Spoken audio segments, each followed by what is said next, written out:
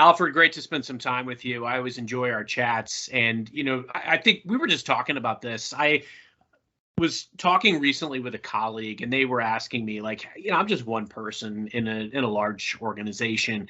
How can one person impact company culture? And coming into our conversation today, I was thinking about you, about that, because I always see you pop up. You're very active in different groups within Microsoft. I always see you on social. And I think you and I are both examples of folks that have, while we're one person, we've been able to create different synergies and conversations with a lot of different people within this organization. So I'd love to get your thoughts. How does one person impact company culture? No, it's a great question, and thanks for having me here, Carson. Honestly, for me, when I think about the impact that we make, it's about one, staying engaged, right? There's something out there for everyone to do, and there's a lot of opportunities where we can actually make that impact.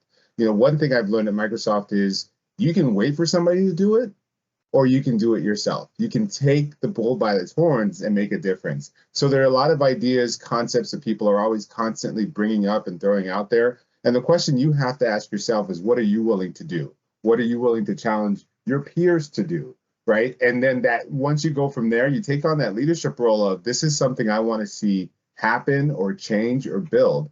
What I've learned to do through over that time is just believe in the idea and nurture the idea. A great example is if I want to do something around training a subset of people, I can wait for someone to do it, or I can take the bull by the horns and say, okay, we're going to, educate you on the Microsoft hardware because it's important for your career, because it's going to make an impact to the business. So that's been it for me. It's really not waiting for someone to tell you what to do, but identifying what you're passionate about, identifying what you're good at doing, and putting your best into it. Everybody comes to the table with, kind of their own unique skill set, talent, way of doing things. And I think you nailed it, because a lot of folks, look, the way that you perform versus your project milestones or your performance metrics, that's table stakes, right? I mean, you can stretch beyond that. And we're fortunate because we work for an organization that I think fosters a lot of that collaboration and stretching and going beyond your role. Even if you work for a very small organization, I've worked for small companies in my day, and a lot of times they will give you that autonomy as well and that ability to make changes very rapidly. So I think the key element is, like you said, you've got to identify, okay, what am I good at? What am I strong at? What am I passionate about?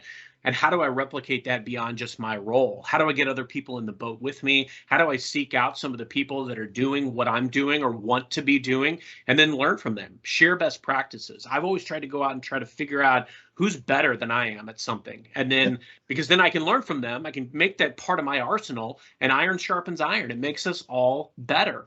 And I think that's the beauty of, this digital age is, anybody is at your fingertips. There's no geographical barriers. You can go out on LinkedIn and you can find people that are very strong or proficient in these areas and learn from them. And you change company culture by engaging people and by understanding what motivates them, what makes them tick, understanding the value that you can bring to them, and investing in that selflessly.